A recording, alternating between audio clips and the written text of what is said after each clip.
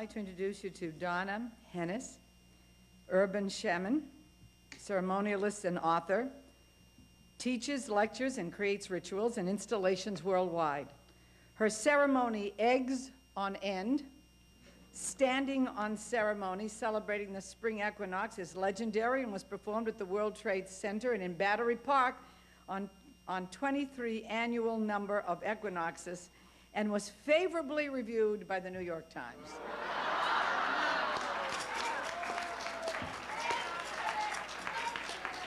She's way ahead of me. My last reviews were not that good. During this ceremony, which she first introduced into the United States from China, eggs was stood on end at exactly the moment of the vernal equinox. Her recently published book, Celestially Auspicious Occasions, Seasons, Cycles, and Celebrations, is a renowned success. Yes.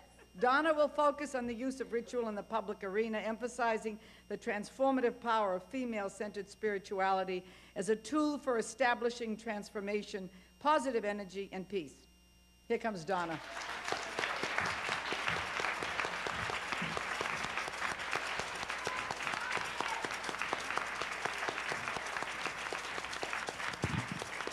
Hi.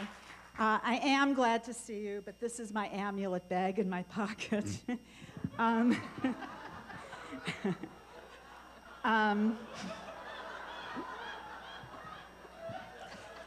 Talk about tough acts to follow.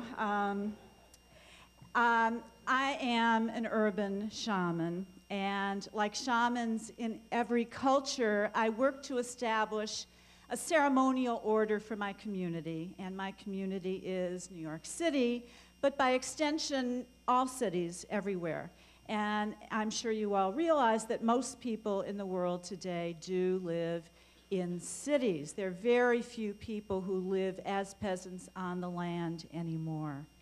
And because of that, we are crippled. We are crippled by concrete and noise and dirt and light, especially by light. Actually, the United Nations is getting ready to do a major study on light pollution. Because it's not ever dark anymore, not only do we not bleed together on the moons, we can't even see the sky. I did quite a bit of studying right in this building at the Hayden Planetarium, and they used to send us home with star maps and constellation guides, and I'd run up to the roof to study. There are no stars in New York City. Well, there are many stars in New York City, however, very few of them are in the sky. But anyway, it's a real disaster. A real disaster. And when I was thinking about this, I looked up the word disaster in the dictionary because I love the dictionary. And dis, of course, means to be separate from, to be taken away from, separated. Aster, of course, is from astronomy, the stars. So disaster means to be separated from the stars. So when kids today talk about being dissed, they're damn right. We all are. We all are. And I have had occasions to bring the biggest and the baddest of inner city teenagers to the countryside to do ritual in nature. And these tough thugs won't get off the bus if it's dark because they're scared of the dark. They've never been in the dark. And now generations of people have never been in the dark. Consequently, we have lost track of the celestial cycles and seasons and orbits and rotations and so on. And so that's what my job is. Somebody besides Al Roker has to say, today is the longest day of the year. Today is the shortest day of the year. Did you know that eggs stand up on the vernal equinox? And so on. And this is what I've been doing for 22 years, is trying to reinvest the concrete with a little bit of magic. And I have been doing that with a lot of help from a lot of people because the rituals that I organize are very public and very participatory. Olympia was just mentioning the egg event, and it's appropriate to talk about that one just because this is the season of the egg. But for 23 years now, I have, with help from a lot of people, been standing eggs on end at the first moment of the vernal equinox. And this has been an incredible event that has gotten very much media attention, as I'm sure you know. And it's because people need it so badly. And my little private joke, of course, is that this is an ancient fertility goddess ceremony. And people need it so badly, and they want it so badly, and they participate with such open hearts that we really have been reinvesting the city with hope, fertility, new beginnings, and so on. But I don't work alone. There's a tradition of the first ladies having egg ceremonies too. You know, every year it's a public. There's a public ritual on the White House lawn where people roll eggs. Now, I don't know. Hillary might be able to handle it. But I really wish I could see the faces of Pat Nixon and Barbara Bush when I tell them where this comes from. You see, the ancient fertility goddess's name was Istra. We get from her name estrogen, the female hormone, estrus, the state of heat that animals go in, and some of us are always in. We also get, you know, she's the precursor. From her name is Astarte and Ishtar, Esther of the Bible. Esther goes way back, way back. And in her honor, at Purim, we have a sweet treat kind of cookie. Some of you might know. They're called Humentaschen. Which for some unexplained, unbelievable reason is given the name of the villain of the story, Haman. But these are triangles of sweet dough filled with seeds. I ask you. Okay. Also, from her name, we get Easter. You didn't get it? Here, this is for you. Triangles filled with seeds. Okay. How good. Thank you. Very good. Very good. I will remember that. So also from her name we get Esther, and of course, you know, Easter, and hence the egg. We're back to the Easter eggs. Well, in olden times, people wanted to make sure that their seeds grew well. This is coming on to planting season. And so people, what they used to do was take the egg, which were usually painted red, for not, you know, you can figure that out, painted red, and they were rolled on the ground to impart the fertile powers inherent in the egg, the pregnant powers, may we say, to the earth, so that the seeds would grow well. And every year in Washington, D.C., on the White House lawn, the First Lady officiates at this ancient pagan fertility rite.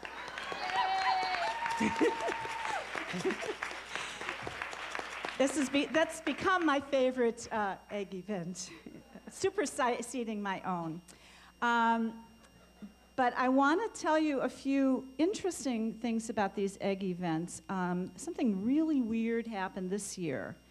Very disturbing and upsetting happened right at the vernal equinox. It turns out that the Today Show wanted to come and do a whole bit on, you know, on the egg event and the participants and standing eggs up on their end and so on.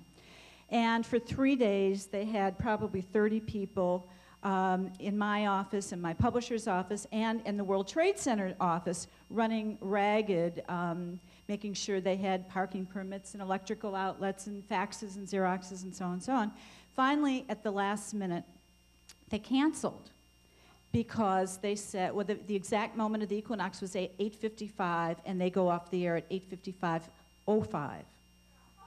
Okay? And they thought that the timing wouldn't be right. But what they did was, at 8:55, they blew out eggs. You know what I mean when I say they blow out the innards of eggs? And they stood them up on the desk, thus perpetuating an international lie. But even though this is mass media and television, that wasn't even that creative, because Christopher Columbus beat them to it. I don't know if any of you know this, but this is the way that Christopher Columbus got his funding. True story. He was at a dinner party with, Ferdinand and Isabel, and he challenged everybody at the dinner table to see if they could stand an egg up on its end, and nobody could do it. And so he took his egg and he cracked it and stood it up, thereby impressing everybody, but of course cheating. He broke it to stand it up. And that's such a marvelous metaphor for what he did to this hemisphere. So,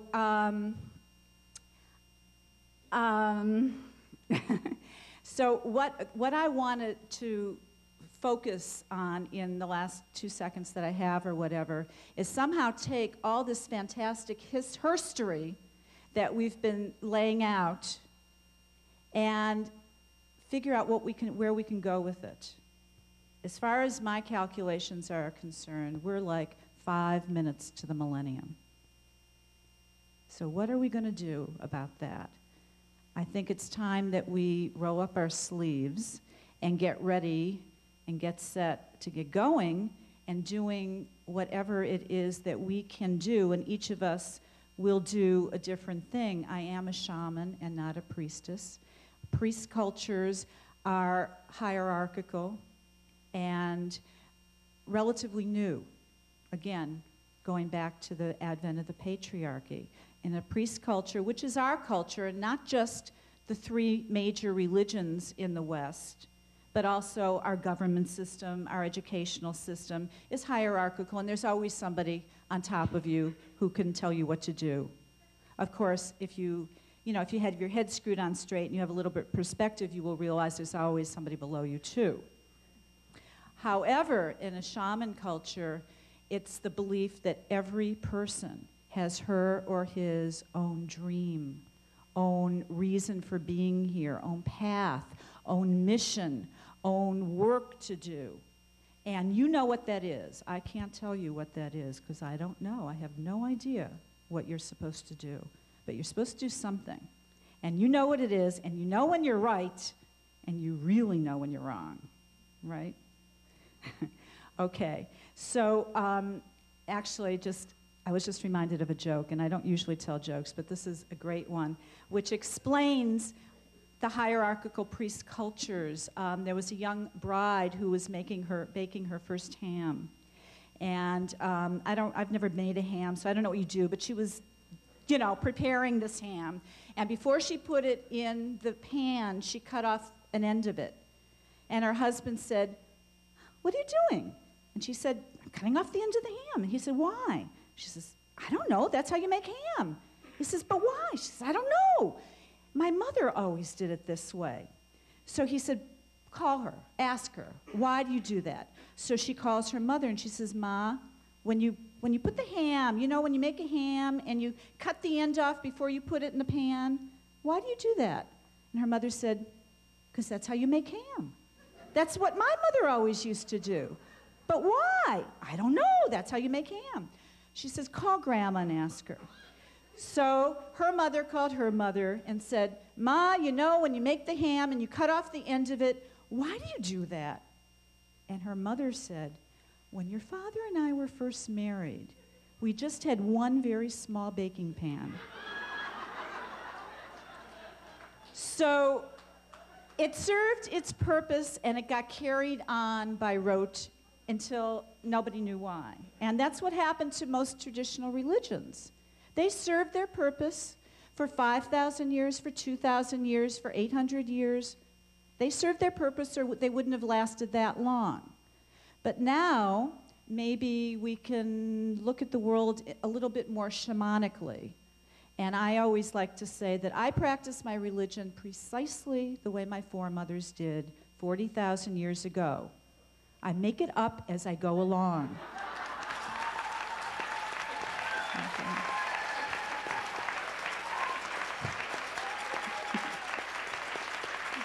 So, on that note, we're going to segue quickly into the closing ceremony, which is not much of a ceremony, actually, but it's a gift that I brought to you.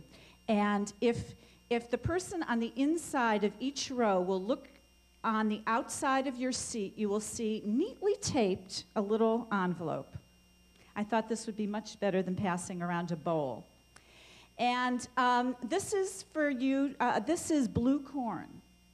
And actually, I want you to know, in case nobody counted, I always have to count everything when I go somewhere. There are 13 rows in this auditorium. Okay?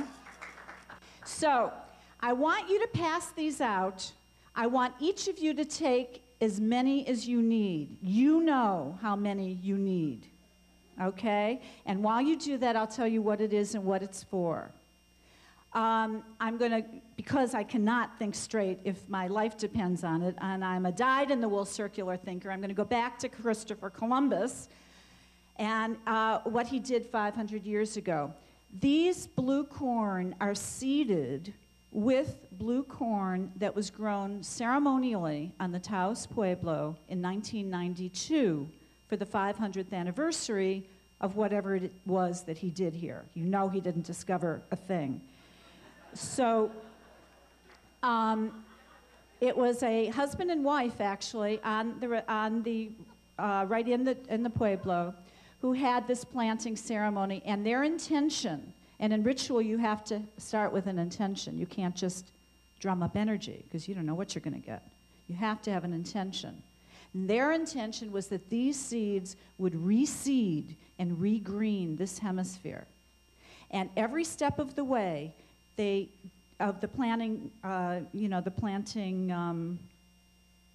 did ceremonially.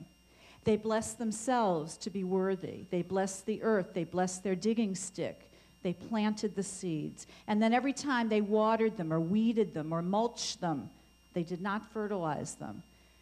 They blessed the seeds. And then when it came time to harvest them, they did the same thing. They blessed themselves. They blessed the harvest baskets, and they blessed the seeds, and they disseminated them.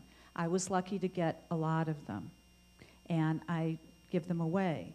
And now each of you has whatever number it is you have, and I want you to use those to remind you that you are the planters. We are the planters of our future. We are the co-creators of our future. And our future, hopefully, will go in a big circle and end up where it started, in a place of reverence to her, to us, to everybody, to a world where life is more valued than death, and where our children will have food and air and water.